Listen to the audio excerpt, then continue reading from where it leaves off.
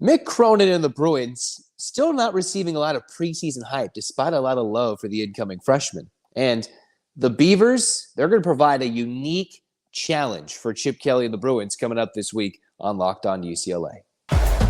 You are Locked On UCLA, your daily podcast on the UCLA Bruins. Part of the Locked On Podcast Network, your team every day.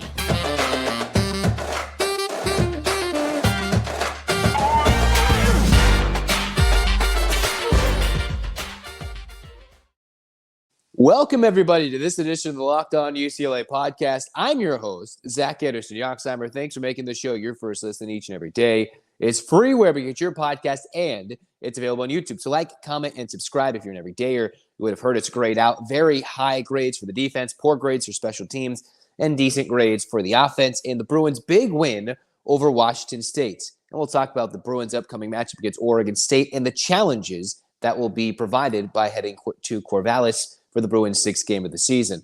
In the meantime, this episode is brought to you by Game Time. Just download the Game Time app, create an account, use the promo code LOCKEDONCollege for $20 off your first purchase. So, all right, let's get down to it. UCLA and Oregon State. This isn't exactly a full keys to the game and everything, but here are some things that the Beavers are going to bring, both offensively and defensively, coming in this matchup against the Bruins that may provide some trouble or something the Bruins have to be aware of heading into this matchup against Oregon State. Most importantly, this is going to be a big battle between the rushing attack for Oregon State versus the likes of UCLA's rushing defense. And I brought some numbers for you guys thinking, all right, the Bruins have been tested defensively, right? They've been tested with teams throwing the ball, they've been tested by teams who can run the ball, right? Well, for the former, they just were able to get Cam Ward down. The Bruins defense has continued to put up big numbers and stellar performances each of the first 5 games of the season. Yet the rushing numbers, one of the Bruins' best statistics in this season as a defense, beyond the QB pressure they can do, the turnovers they've forced, has been the ability to stop the run. Washington State came into that game without any real semblance of a run game. That did not exist for the Cougars. They relied on Cam Ward. They've been throwing the football for a long time and almost forgetting the run exists. So what is UCLA's 4 FBS opponents ranked this year in the run category coming in, and what have the Bruins held them to, which could be a sign of good things for the Bruins against the Beavers? 1, the best team they faced who can run the football, Utah. The best team they faced on their schedule, Utah is ranked 82nd in the country running the football at 143 yards per game.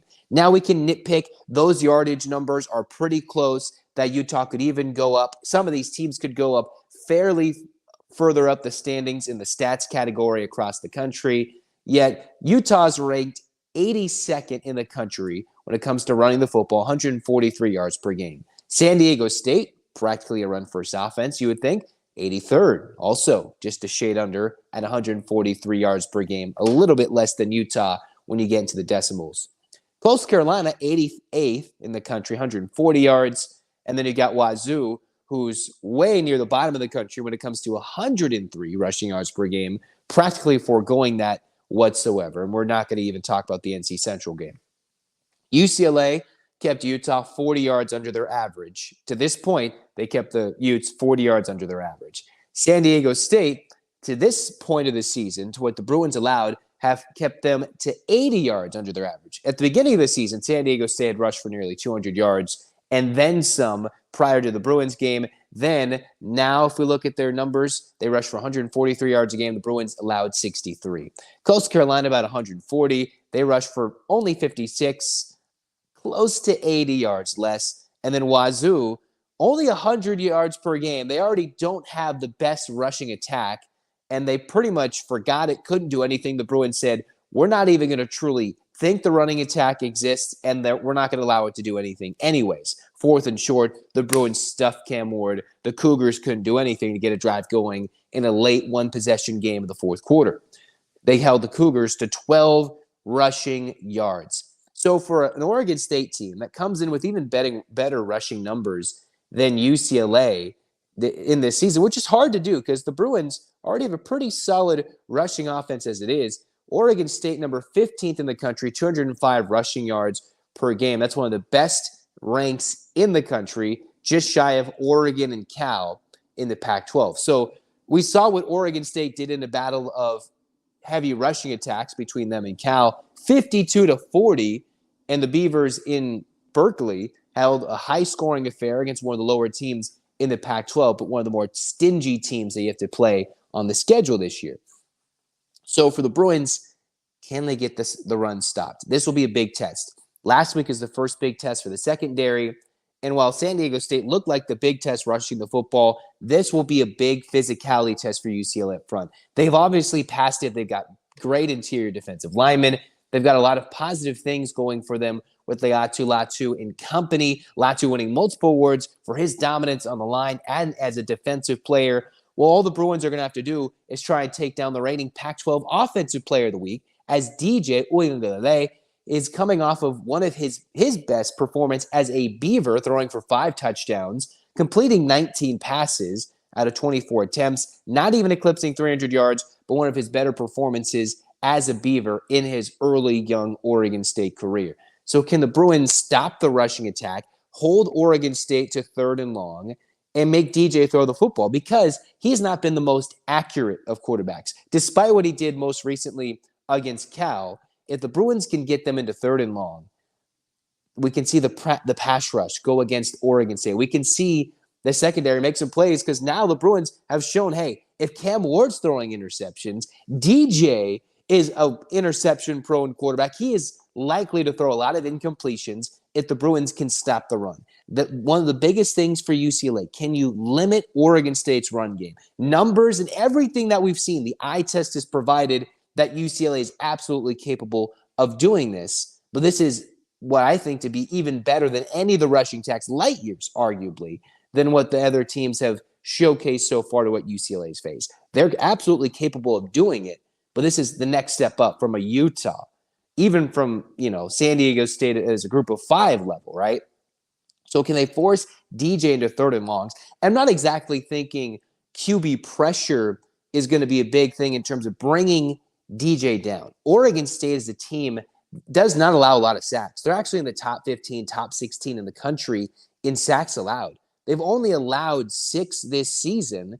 And for a UCLA team that's near the top of the country in getting sacks, 18 this season, generating pressure, taking down quarterbacks left and right, bringing down Ward a few times.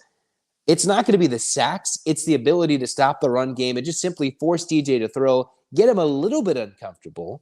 You don't really need to rush him as heavily as you did when it came to facing Cam Ward. Get him truly uncomfortable. DJ is a much bigger, different type of threat than Cam Ward provided for Washington State. Oregon State loves to hold on to the football, time of possession, use DJ not sparingly, but in certain times. 5 of his 19 passes went for touchdowns. They went 5 for 5 on 4th downs. They are in the top 30 in the country in time of possession. They value the football. They don't let DJ go down, mostly because he's one of the tougher quarterbacks to bring down, but they keep him upright. So that will be the biggest thing for UCLA. How can they battle in this game where possessions will be valued? DJ's tough to bring down. And then on the flip side, defensively, which I haven't even touched on just yet in this first segment, the Oregon State Beavers, even though they gave up a bunch of points to Cal, even though they gave up in a shootout in Berkeley, 40 points to the Golden Bears, they're still near the top 30 in points allowed, about 20 per game. So imagine if you erase those 40 points they just gave up. They're a tough team. They've given up 38 points to Washington State. So good offenses or teams who find schemes that work against the Beavers, they can be successful. But they're also equally as good at generating pressure on the quarterback, which is why UCLA's O-line needs to be very, very exceptional against the Beavers. Because even though the Bruins are finding ways to get Dante Moore moving out of the pocket, finding ways to give him a little bit more time with the max protection, changing schemes up, just feeding the rock to Carson Steele and Harden a little less, or whatever the running back combo will be for the week against the Beavers, Oregon State can generate a lot of pressure. They are 24th in the country, just a little under 3 sacks per game. They're in the same realm as UCLA is as getting to the quarterback, which is scary because Washington State isn't even as good as Utah is at getting to the quarterback or as other teams are. And they're able to get to Dante, just like the Utes were, at a lesser stint than what the Utes did a couple weeks ago. Oregon State will face and bring more pressure. They'll find ways. They're going to throw it. It's going to be a rowdy environment. They're going to bring everything they have with Jonathan Smith and company against UCLA. And one of those reasons that Oregon State did struggle, I believe they had a couple of defenders out in that first half. 2 starting DBs for the Beavers were out against Cal. So that is something to take note of, that they'll probably be returning against UCLA. So the biggest thing is, can the Bruins stop the run? I believe they can, but this is a much stiffer test than what they faced already. You've got one of the better running teams in the country, followed or preceded by facing arguably the best passing offense coming into the game in the country. Very different dynamics that you're going to face from one week to the next at home in a hot midday Rose Bowl game that I would think favors the Bruins compared to going from Pullman. And then you go into Corvallis, the first time these two programs have faced off since 2019, and will be a heated battle, somewhat of an elimination game, if you will, for 2 one-loss teams in the Pac-12 wanting to stay alive in the Pac-12 title race. 2-loss isn't the end-all be-all, but it might be with how the top-tier teams are playing, the Washingtons, Oregons, and USCs. I know Washington, Oregon, one of them is going to suffer a loss pretty soon. It's going to come down to who can execute, protecting the quarterback and running the football. Both teams need to emphasize this. One team is a little bit better statistically coming into that. That's Oregon State. But the Bruins have something that we did not expect coming into this year, and that's a more dynamic defense than anybody would have expected, and even more than Oregon State. Oregon State would like to lean their hat on their defense. Yet so far this season, it's been their ability to hold on to the football and run it, and timely DJ throws and converting on 4th downs like they did against Cal. I believe 5 for 5 in that game, which is an absurd total. They just said, we're going for it. We're playing NCAA 14. We're playing Madden, whatever it is. We're going to go after it again and again.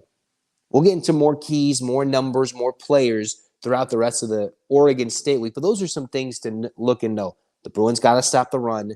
They've got to protect Dante. One of those things we know is a week in, week out struggle, which is protecting Dante. And the other one is, hey, stop the run and force DJ to throw. And if DJ's throwing closer to 30-plus passes against the UCLA defense, I think that's a sign for success for UCLA's defense. If he's throwing closer to 20, that means Oregon State is having a lot more success running the football than we'd be willing to admit. And we hope that is not the case in this primetime matchup between the Beavs and the Bruins. Still no love given for Mick Cronin and the Bruins basketball team. ESPN updated their way too early top 25. And the Bruins recently had an open practice prior to the weekend. And I was reading some updates from Ben Bulch and just kind of comparing everything. The prognosis, the youth, still no love. Where's the barrier being missed here between UCLA's supposed talent and what is the development going forward for a team that season starts pretty gosh darn soon? Coming up next on Locked On UCLA.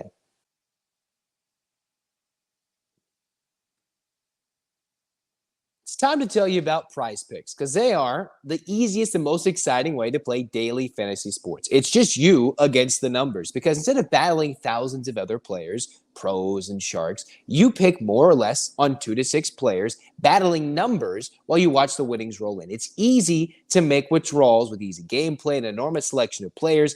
And hey, Taco Tuesday, their weekly promotion can lead to big payouts, because each Tuesday Prize Picks discount select player projections up to 25% to provide even more value. All you have to do is go to prizepicks.com/lockedoncollege and use the code LOCKEDONCollege for a first deposit match up to $100. That's prizepicks.com/lockedoncollege to use the code LOCKEDONCollege for a first deposit up to $100. Daily fantasy sports made easy. Now we got to tell you about Game Time, because Game Time, it's an easy place to go when you're looking for last-second tickets, whether it's postseason tickets for Major League Baseball, whether you're looking for your Bruins, seeing the Bruins in the Rose Bowl. There's some big-time games coming up. Colorado's coming to town. You're probably going to want to see them, think last minute, waste for that Game Time. Well, Game Time's got you with killer last-minute deals, all-in prices, and views from your seat with their best price guarantee. Game Time takes the guesswork out of buying tickets. All they do is they let you even buy tickets up to the start of the event, even an hour after it starts. It's Southern California. We've got to admit it. It takes forever to get to the Rose Bowl sometimes, or we show up a little late after tailgating, and you're like, will I buy it? Yes. Hit that buy button. All you have to do is download the Game Time app, create an account, use the promo code LOCKEDONCollege for $20 off your first purchase. Again, terms apply. Create an account. Use the code LOCKEDONCollege, LOCKEDONCOLLEGE, Locked On College, for $20 off. Download Game Time today. Last-minute tickets, lowest price guaranteed.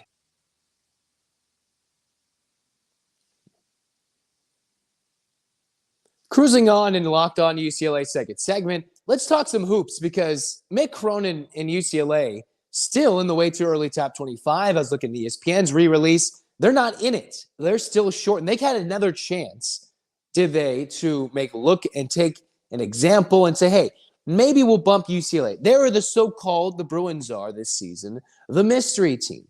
8 newcomers, 7 true freshmen, numbers and players' names that I have butchered. Everybody has tried to get their names right. What are their talents? What do they look like? What highlights have you gone to the depths of YouTube? What sites have you gone? Maybe try to translate different publications just to figure out the slightest, teeniest bits of information about the incoming Bruins, along with some of the returning Bruins who we all are looking forward to making big jumps from year 1 to year 2, or year 2 to year 3, or whatever year it is, as we say with Kenneth Nuba, the longtime veteran Bruin, who apparently, according to Ben Bolch, the reports, looks in the best shape that he's ever been as a UCLA Bruin, and Mick Cronin lovingly calls America's backup, who could very well start, which confirms for UCLA, Cronin's already done this multiple times, various outlets, the Bruins are going to play 2 bigs. Even if the SoCal Coaches Clinic was reported that Darren Savino, they're going to play 2 bigs. The Bruins are going to play big. They're going to look a little bit more like Arizona in 2022 to 23 than they did like UCLA has looked like under Mick Cronin and maybe has looked like in quite some time. I know there's been different times where they fiddled with big lineups, but they have not had the size, the athleticism, and maybe arguably, probably the skill in the post that the Bruins are going to have this year. And they come in a variety of assets. You got the reigning Pac-12 Freshman of the Year, Adem Bona, who with the recently released preseason All Pac-12 list with the upcoming Pac-12 Media Day, the last one in its true fashion, you've got Adem Bona, who is the only Bruin selection for the All Pac-12 first team. Adayamara, who brings another unique skill set offensively, skyhooks, a passing ability that has been widely praised by the UCLA coaching staff.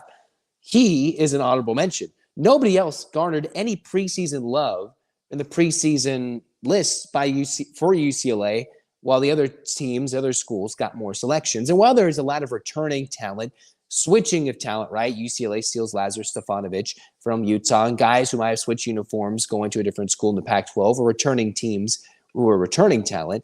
The Bruins are going to play big and physical, which is what Mick Cronin has said, hey, we're going to play with 2 guys. And the big thing the Bruins have to do is be able to play defense and rebound the basketball.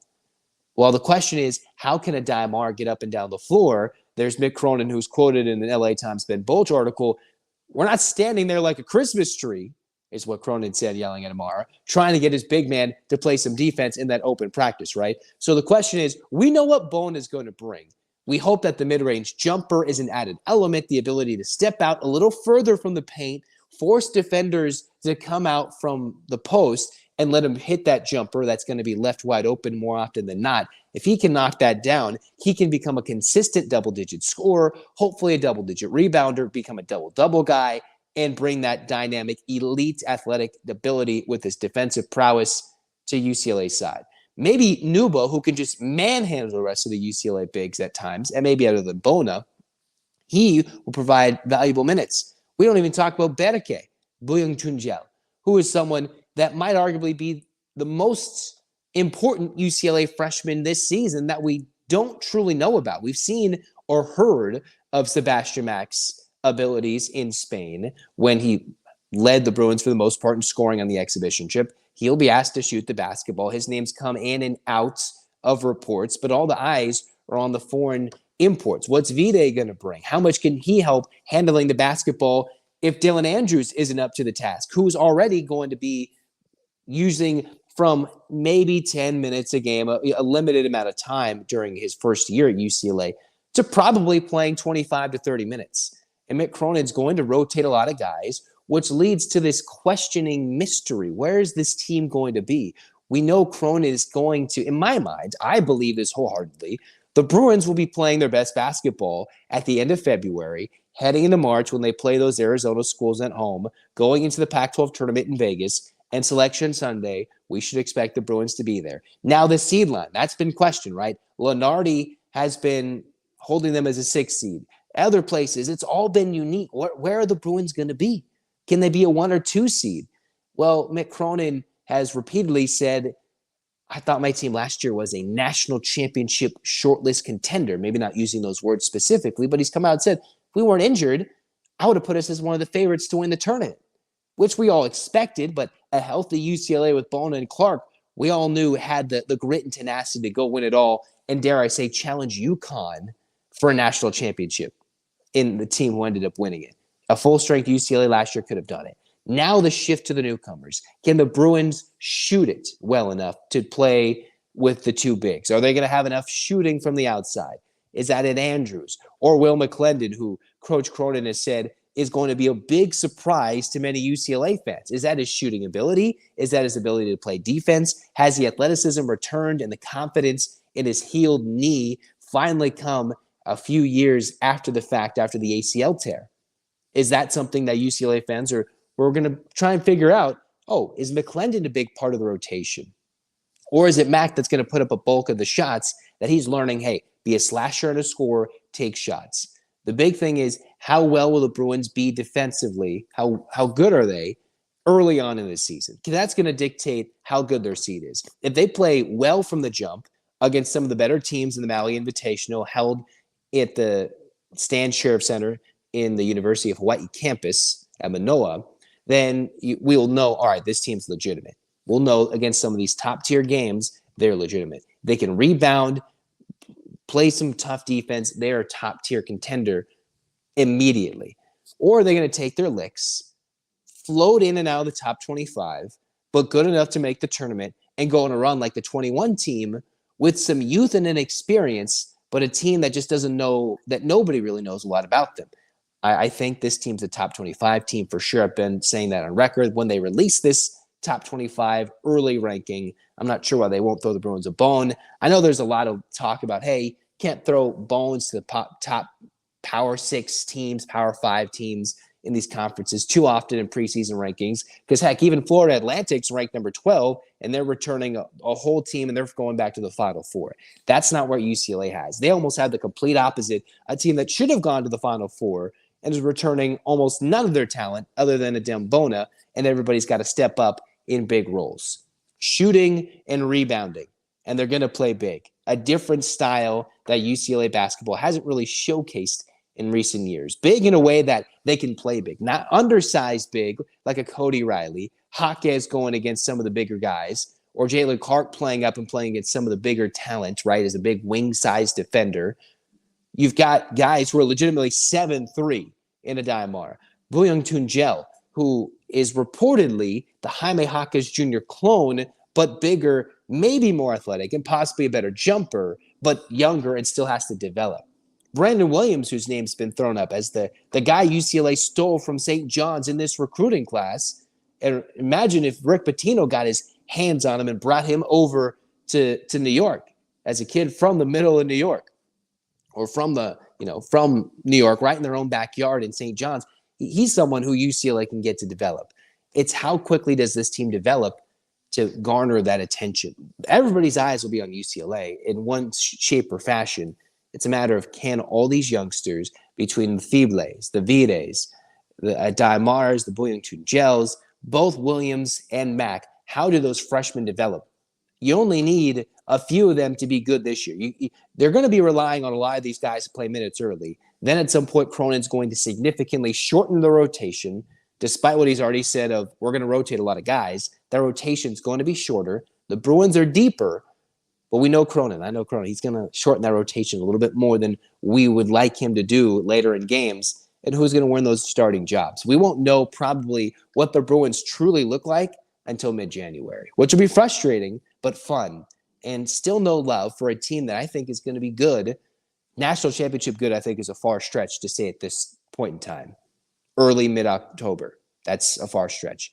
Development will come over time, which is why I think we got to develop more preseason love and hype for this UCLA men's basketball team that is currently outside the preseason top 25, despite having one of the best recruiting classes in the country, 7 freshmen for Mick Cronin's 23 class to replace a decorated class full of talent that's leaving either the graduation to the NBA or out of eligibility. A unique team for a unique season and a unique coaching job that Mick Cronin has to do this season and beyond to turn this team into national championship contenders this year and then Big Ten contenders in years to follow. UCLA football, they had a schedule change. Speaking of schedule changes, I know they already flipped the Big Ten schedule, but they announced a different schedule for 2024, and then they added a game. Same opponent is involved in both those. You might have seen them, you might have not. I'm going to talk to the importance as to why the change of the game of one and the addition of another coming up next to wrap up Locked On UCLA. Everyone should be empowered to care for themselves and their loved ones during the unexpected. That's why the Jace Medical has been offering the Jace case. The Jace case offers 5 life-saving antibiotics for emergency use and gives you a peace of mind so that you're not just hoping that you have access to medication in an emergency. Jace Medical makes sure that you have the medication in hand. Jace Medical is simple. They handle everything from the online evaluation to licensed pharmacy medication delivery and ongoing consultation and care. Don't get caught unprepared. You can get $20 off life-saving antibiotics today from Jace Medical by using the code LOCKEDON at checkout on jacemedical.com. That's JASEMEDICAL.com. jacemedical.com.